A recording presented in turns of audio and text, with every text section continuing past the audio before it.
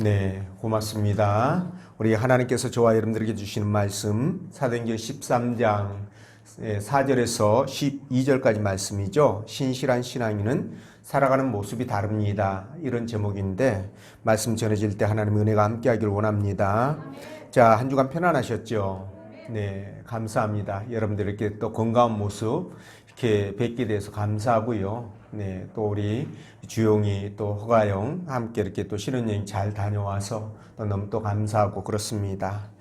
네, 우리 교회에 지난달 한 3월 달쯤에 어떤 분이 오셨는데 이분이 식도암 말기였다가 하나님 앞에 기적적으로 이렇게 고침을 받고 살아난 분이셨어요. 근데 우리 교회 와서도 이제 면역 강화제를 복용한다고 그러더라고요. 저한테 뭐 그 진단서라든가 이렇게 뭐 사진이라든가 이렇게 보여주시는데 진짜 그분의 모습을 보면 식도암 말기 환자가 맞다 이런 생각이 들었어요. 근데도 불구하고 이분이 마스크를 쓰지 않고 대화를 하더라고요. 3월 달이면 항상 한참 더 긴장감이 있었던 때인데 그래서 제가 왜 그 마스크를 안 쓰냐고 물었더니 죽고 사는 것이 하나님의 뜻이랍니다.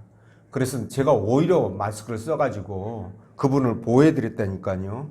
예, 그래서 그분하고 대화를 하면서 참 은혜를 제가 많이 받았는데요.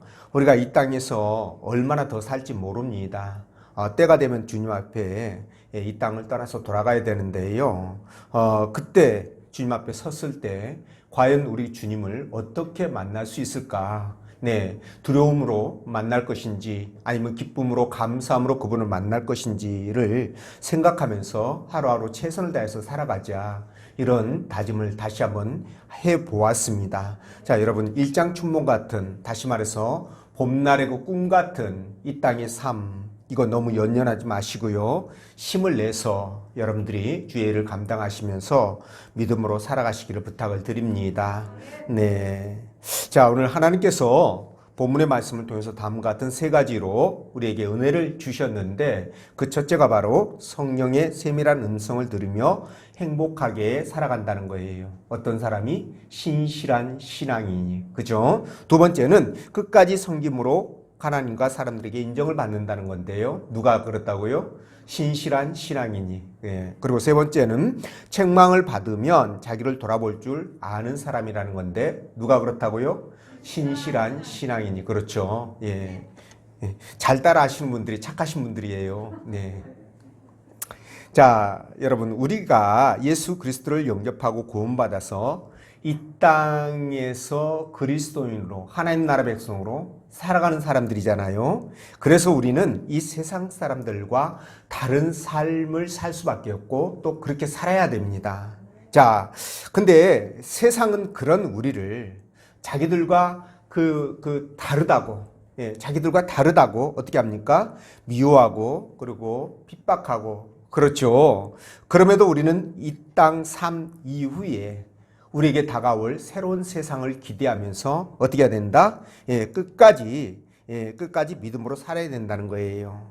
그렇죠? 그러기 위해서 우리가 어떻게 해야 된다? 바로 주님의 세미한 음성을 들으면서 하나님 말씀에 순종할 줄 알아야 된다는 겁니다. 그죠? 그리고 두 번째는 뭘까요? 섬김을 통해서 사람들에게 하나님께 인정받아야 되는 삶이 돼야 되고요. 그리고 또한 신실한 신앙인도 얼마든지 잘못 판단하고 실수할 수 있다. 네, 그럴 때 우리는 하나님 말씀이나 또 신앙 선배들의 권면 또는 책망 이런 것들을 들을 때 섭섭해서 삐지고 돌아서고 이럴 것이 아니라 나 자신을 돌아보면서 어떻게 해야 된다? 고치고 바꾸고 그런 지혜로운 자세가 필요하다. 이런 부분을 말씀을 드리는데요.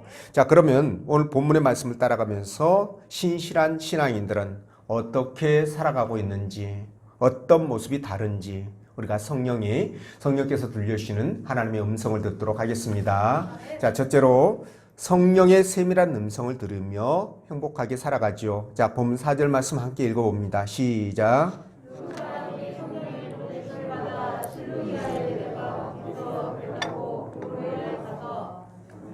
아멘.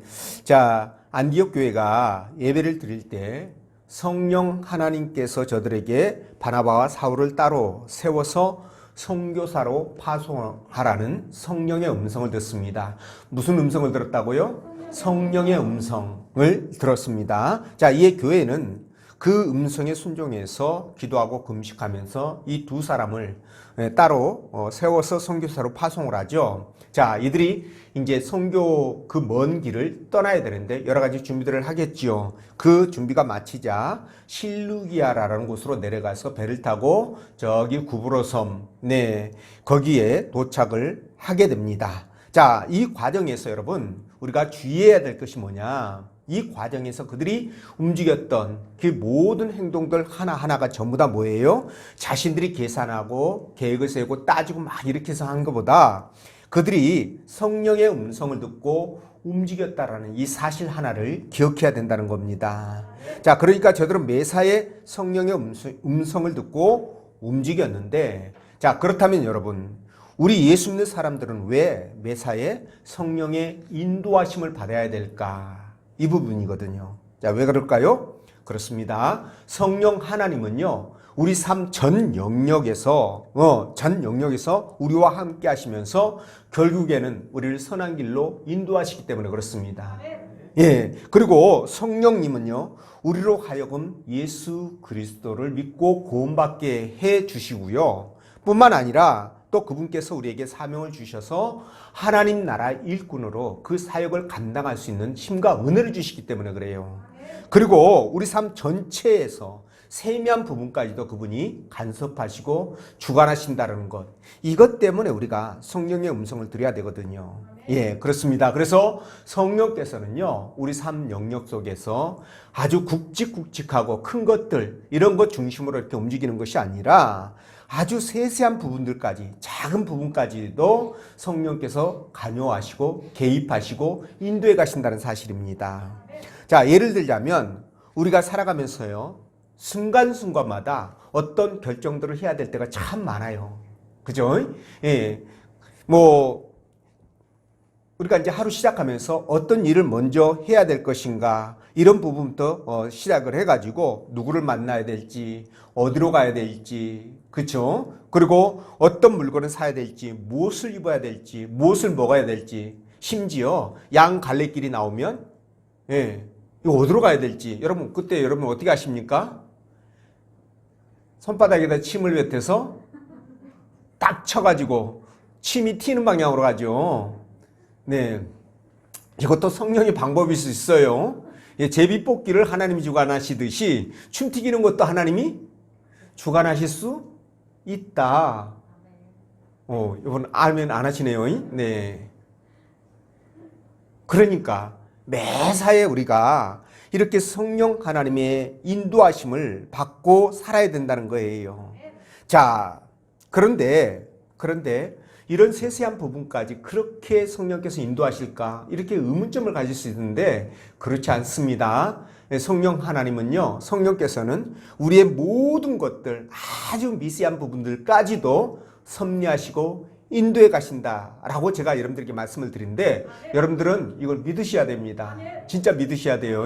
예, 제가 부교육자로 있을 때 그 한양대학교 대학원을, 건축학과 대학원을 다니던 그 청년 회장이 저기 볼리비아로 선교 여행을 떠났었습니다. 근데 이 친구가 이제 그 밤에 그 길을 이동하다가요, 좀 이제 한적한 곳을 이렇게 갔던 것 같습니다. 일행들과 함께 이동하게 되는데 길을 잃어버리게 돼요, 중간에. 그래서 이제 아무리 찾아도 길을 찾을 수가 없어서 이 일행이 겁을 먹고 아주 질려서 하나님 앞에 방법이 없지 않습니까? 기도할 수밖에 없죠. 열심히 기도하고 눈을 떴는데 저 앞에서 빛이 이렇게, 작은 빛이 이렇게 반짝반짝하는 것들이, 반짝반짝하는 빛이 보이더래요. 그래서 저기 빛이 없었는데 웬 빛이지 하면서 그 빛을 한번 따라보자고 해가지고 꼭 동방박사들처럼 그 빛을 따라가다 보니까 결국 그 길을 이렇게 찾게 되었고, 길을 아는 길이 나오니까요, 그 빛이 사라지게 되었다라는 간증을 제가 들었습니다. 그러면서 그때 굉장히 은혜를 받고 하나님께 영광을 올려드렸는데요. 자, 하나님은요, 우리 삶 가운데서 굵직굵직한 것뿐만이 아니라 아까 말씀드린 것처럼 아주 작은 것, 세세한 부분까지도 인도하시는 분이라고 말씀드렸잖아요. 그래서 시편 48편 14절에서 이렇게 말씀하셔요. 이 하나님은 영영이 우리 하나님이시니 우리를 죽을 때까지 인도하시리로다. 언제까지 인도하신다고요? 죽을 때까지. 여러분들 죽을 때까지 하나님께서, 성령 하나님께서 인도하신다고 말씀하셔요. 얼마나 기쁘고 좋은 일입니까? 또 출애굽기 4장 12절에서는요. 또 이렇게 말씀하셔요. 이제 가라. 내가 내 입과 함께 있어서 할 말을 가르치리라. 자, 모세에게 하셨던 말씀인데, 자, 우리가 일상 삶 가운데서 어떤 사람을 만날지 알지 못하잖아요. 예, 근데 우리는 어떤 사람을 만날 것인지, 무슨 말을 할 것인지 전부 다 원고를 써가지고, 높은 사람들은 그래요. 예, 저와 여러분들은 뭐 그 정도까지는 안 하겠죠. 높지 않으니까. 근데 다 그렇게 해가지고 만나거든요. 근데 그럴 필요가 없다는 거예요. 왜? 하나님께서, 성령 하나님께서 그런 사람들을 만나서 무슨 얘기를 해야 될지, 어떻게 내가 이 얘기를 진행해야 될지 다 어떻게 한다? 알려주신다라는 거예요. 심지어 여러분, 우리가 대적들에게 잡혀가지고 이 길을 만났을 때도 하나님께서 걱정하지 말라고 그래요. 네 입에다가 네가 할 말을 내가 넣어주겠다라고 그렇게 말씀하시거든요. 자, 그런 분이시기 때문에 우리는 전혀 걱정할 이유가 없다라는 겁니다. 뿐만 아니라 여러분, 요한복음 14장 26절에서 뭐라고 말씀하시냐? 보혜사 곧 하나님께서 내 이름으로 보내실 성령께서 그렇다는 거예요. 그가 너희에게 모든 것을 가르치시고, 그 다음에 뭐라고? 내가 너희에게 말한 모든 것을 생각나게 할 것이다. 자, 성령님은 우리의 모든 것을 가르쳐 주신다는 거예요. 그러니까 걱정할 이유가 없습니다. 그래서 말이죠, 예수 믿는 사람들이, 신앙이 신실한 사람들이 사기 당하지 않아요. 사기 잘 당하지 않습니다. 욕심이 잉태한 즉 죄를 낳고 그 수준이 아니라면 사기 당하지 않습니다.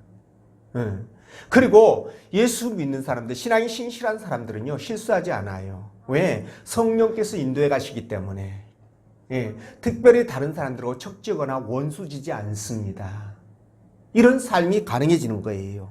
성령께서 우리를 가르쳐 주시니까, 그리고 우리가 모르는 것들을 생각나게 해주신다고 말씀하시지 않습니까? 자, 이런 분께서 우리의 삶을 인도하신다면 여러분, 우리 인생이 어떻게 되겠습니까? 말씀 안 드려도 짐작되신 부분이잖아요. 그렇죠?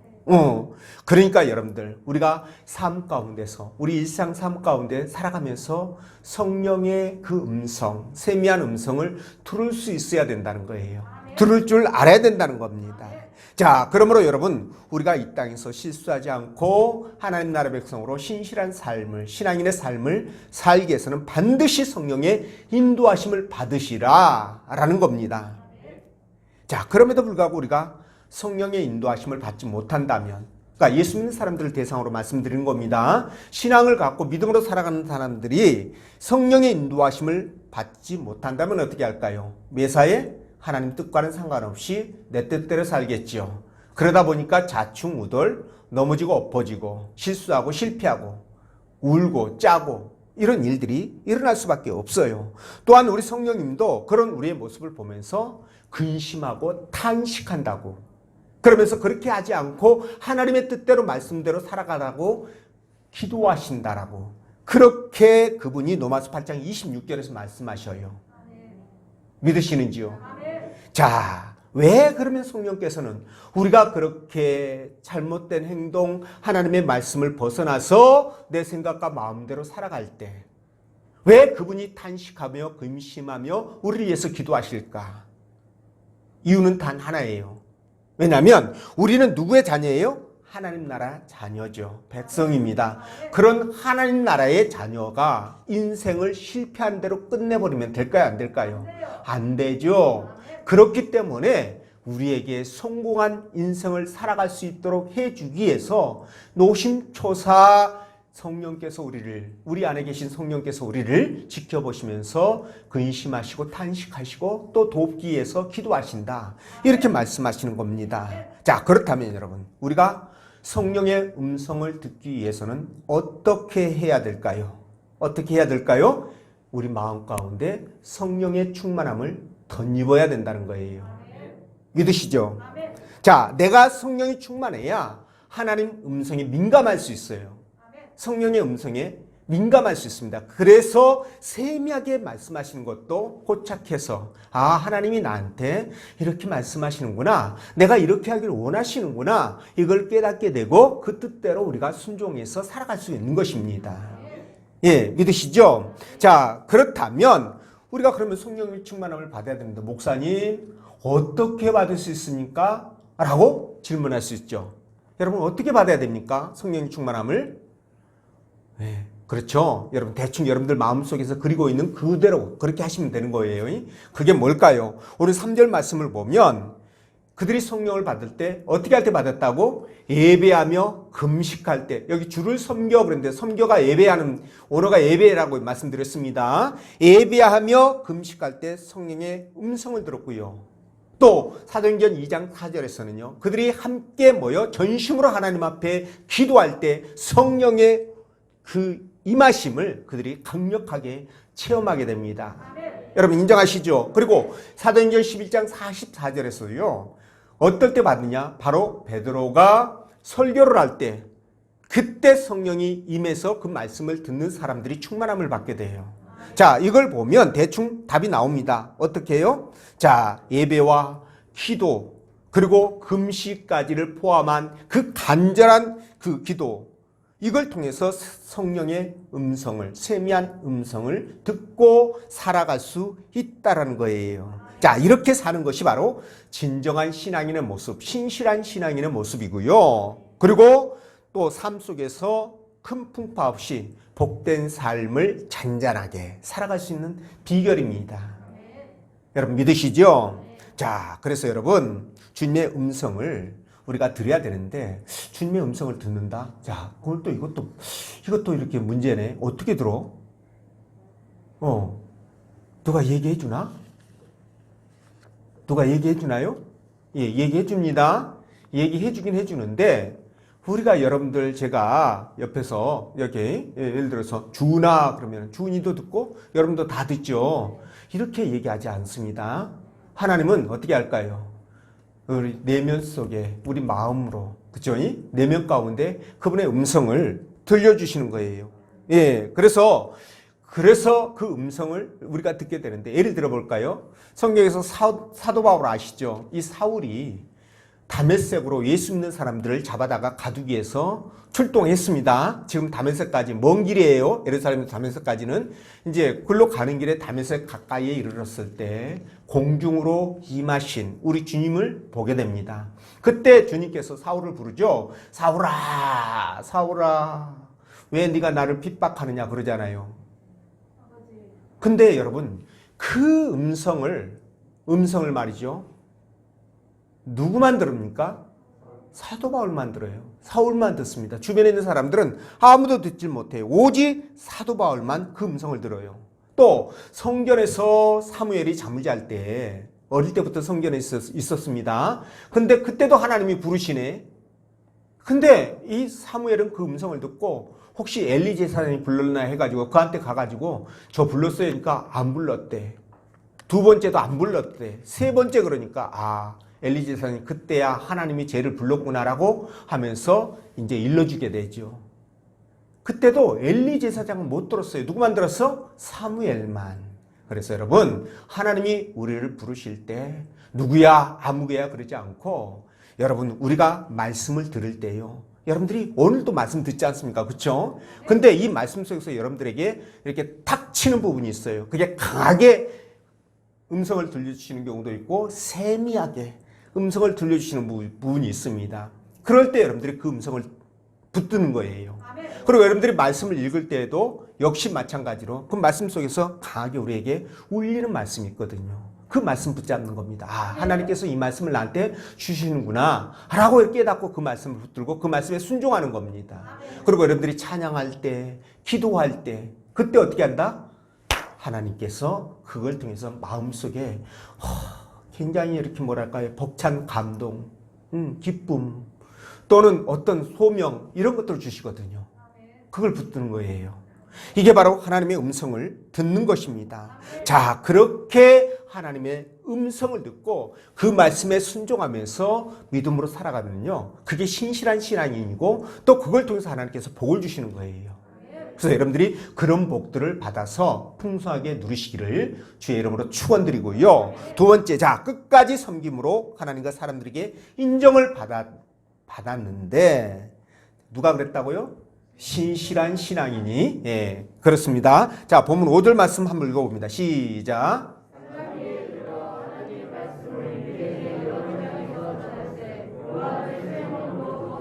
아멘. 자, 여기 사울과 바나바가, 사도 바울과 바나바가 지금 제1차 선교 여행을 떠났습니다. 그때 누가 동행했다고요? 누가 수행했다고요?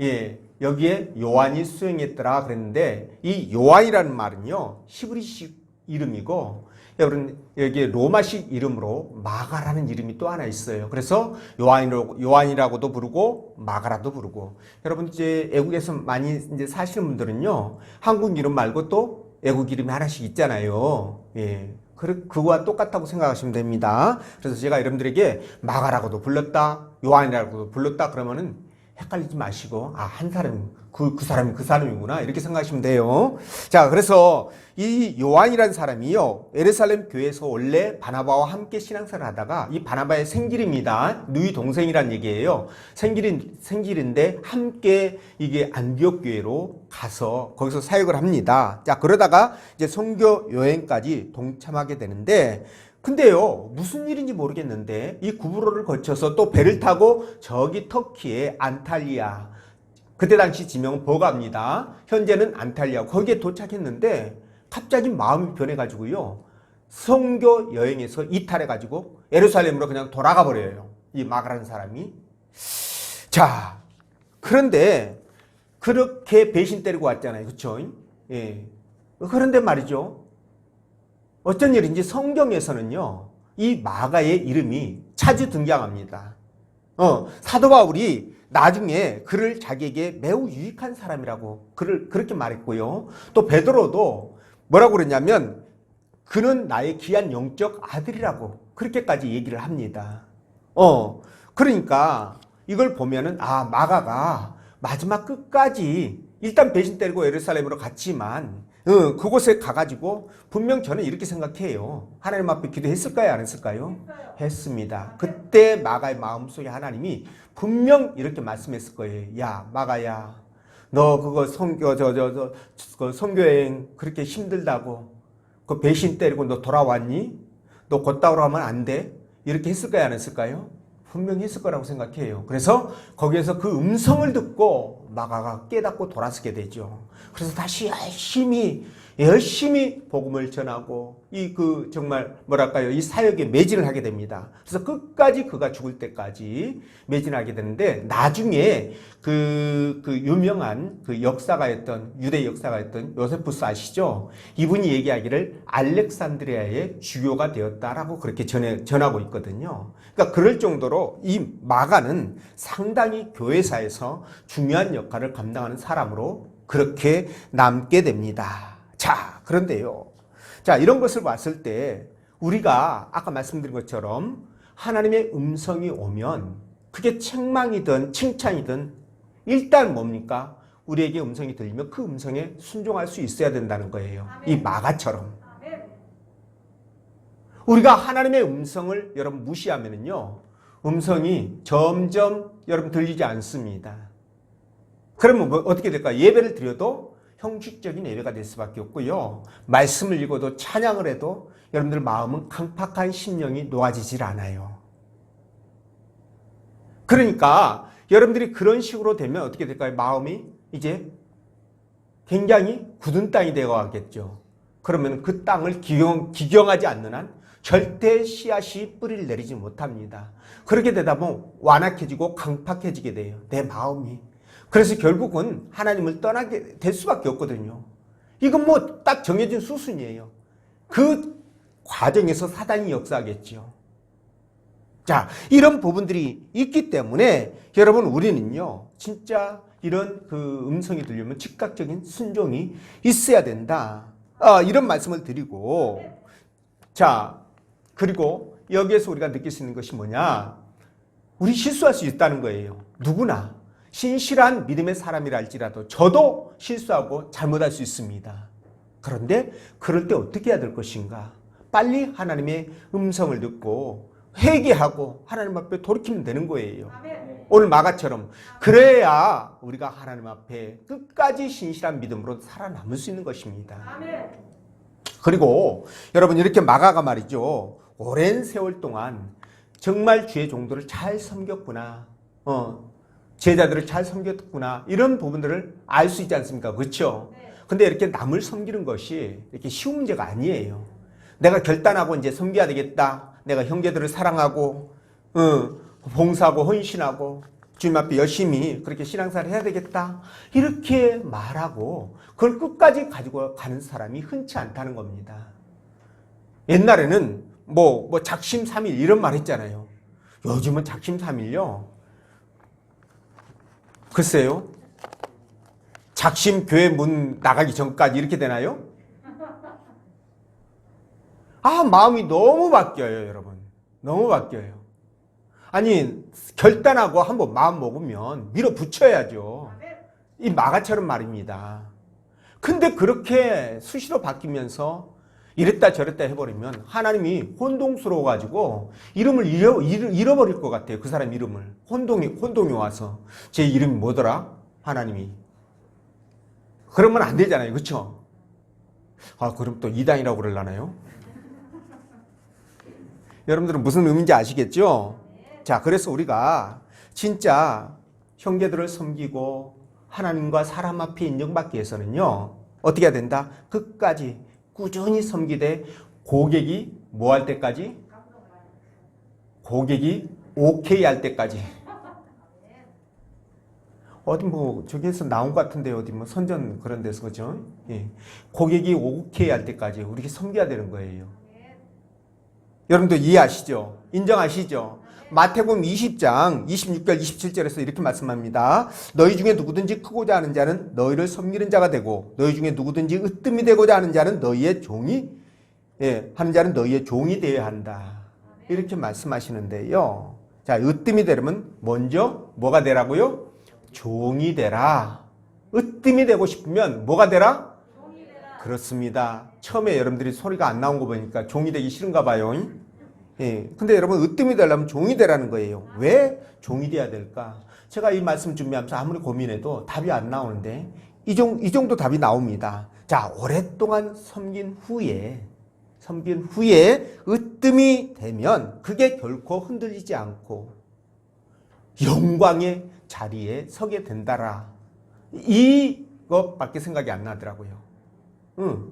여러분, 우리가 으뜸의 자리 가도요, 얼마 못 가서 흔들려가지고 내려오고 쫓겨나고 이런 거 얼마나 많이 봅니까? 그렇죠? 근데 이런 오랜 섬김을 통해서 종이 되는 모습으로 이런 섬김을 통해서 얻어지는 것은 사그라지지 않는다는 거예요. 변질되지 않는다는 겁니다. 이것 때문이 아닌가 싶은데, 근데 말이죠, 아까 말씀드린 것처럼 이렇게 살아가는 것이 우리 믿는 사람, 보통 사람들이 쉬운 일이 아니라는 거예요. 아까도 말씀드린 것처럼 작심삼일이면 오래가죠. 끝까지 가는 것이 힘듭니다. 근데 여러분, 우리 믿음의 사람들은 가능하다는 거예요. 성령이 충만한 사람들은 가능합니다. 보십시오.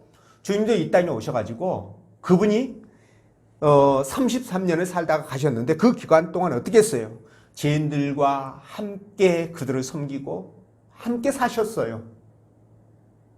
이해가 되시죠? 그 결과 어떻게 하셨습니까? 하나님께서 그의 이름을 높여서 만물 위에 뛰어나게 하시고 모든 무릎을 그 이름 앞에 꿇게 하셨지 않습니까? 바로 그거거든요. 그래서 우리도 남을 섬기며 겸손하게 살아갈 수 있는 그런 능력들은 이미 갖고 있다. 왜? 예수 그리스도를 믿고 하나님 나라 백성이 된 순간 그런 능력은 갖게 된 겁니다. 다만 여러분들이 실천하느냐 하지 않느냐 이것만 달렸을 뿐이에요. 그래서 여러분들이 그렇게 정말 그 능력을 발휘해서 살아가시기를 부탁을 드립니다. 자, 그리고 세 번째는 책망을 듣고 그것을 받으면 자기를 돌아볼 줄 아는 사람이다. 이렇게 말씀을 드렸는데 11절 말씀 읽어봅니다. 시작.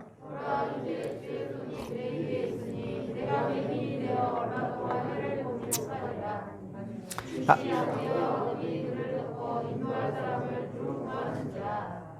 아멘. 자, 사도 바울이 박수 엘루마에게 저주를 하자 어떻게 됐습니까? 그가 즉시 소경이 돼서 누구를 찾았다? 길잡이를 찾았다. 이렇게 말하거든요. 자, 근데 이걸 통해서 여러분 사도 바울이 떠오릅니다. 그도요, 아까 말씀드린 것처럼 다메섹으로 가다가 눈이 멀었잖아요. 왜 눈이 멀었을까요? 너무 큰 쇼크를 받아도 그렇게 되는 것 같아요. 아니, 사도 바울이 말이죠. 몸은 여기 있었지만 영이 하나님에 이끌려가지고 삼층천을 보고 왔잖아요. 삼층천이 뭐예요? 쉽게 말하면 천국을 보고 온 겁니다. 여러분, 천국을 보고 왔는데 미치지 않으면 정상이 아니죠.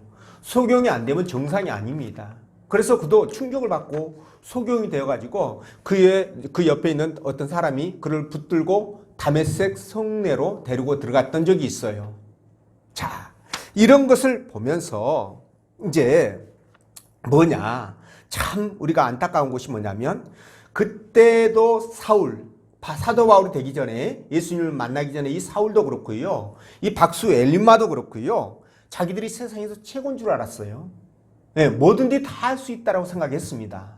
그런데 말이죠. 그런데 그들이 다 본다고 말하고 안다고 말했지만 정작 하나님이 살아계시고요, 그리고 자기들의 생사복을 주관하신다는 이 사실만은 진짜 모르고 있었다는 거예요. 그러니까 이들도 영적 소경이었던 거죠. 육신의 눈은 떴지만 실제적으로 하나님을 보지 못하니까 소경이었던 거예요. 자, 그런데 바로 이런 자들은 바로 뭡니까? 진짜 불쌍한 자들 아닙니까? 그렇죠? 그래서 우리 주님도 우리 인간의 본질적인 한계, 그거를 잘 아시고 말씀을 하셨는데, 소경이 소경을 인도하면 같이 구렁이에 빠진다 이렇게 말하잖아요.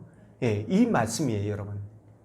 자, 그런데 말이죠. 오늘 또 하나 여러분들께 중요한 말씀을 드리고 싶은 것은 뭐냐면, 자, 오늘 무당 이 엘루마가 눈이 멀어서 인도할 사람을 두루 구했지 않습니까? 예, 구했는데 여기에서 인도할 사람, 그러니까 인도할 사람을 구하게 되는데요. 사도 바울이 아까 경험을 했다고 그랬지 않습니까? 그렇죠? 자, 그런데 이 사도 바울이 소경이 되어 보니까 이 소경의 불편함, 이루 말할 수 없었겠죠. 아마 여러분들도 소경 체험을 해볼 수 있어요. 예, 눈을 안대로 가리고 하루만 진짜 살아보시면 아마 답이 나올 겁니다. 그래서 그랬는지 사도 바울이 이 엘루마에게 말이죠, 영원히 소경을 만들지 않고 잠시 동안이라는 시간을 주게 돼요. 기간을 줍니다. 그쵸? 아니, 말씀이 나오죠. 그쵸? 예, 여기 보면은 잠시 동안, 얼마 동안이라고 그랬네요. 예, 잠시 동안, 얼마 동안만 소경이 되게끔 했는데, 여러분, 왜 그렇게 평생을 그냥 소경으로 살다가 지옥 가게 안 놔두고 이렇게 얼마 동안 소경을 만들었을까? 왜 그랬을까요? 제가 생각컨대 바로 이겁니다. 이 기간 동안에 회개하고 돌이키라는 뜻 아니겠을까요? 그렇습니다. 그러니까 이 기간을 주면서 그가 회개하고 돌이켰을 때 진짜 그가 지혜자라면 바로 그렇게 했을 것이고요. 그러나 미련한 자라고 한다면 장님으로 살다가 영원히 지옥에 들어갔겠죠. 자, 이 회개의 기회를 주기 위해서 그랬다, 이런 부분이에요. 자, 그래서 여러분들에게 말씀을 드립니다.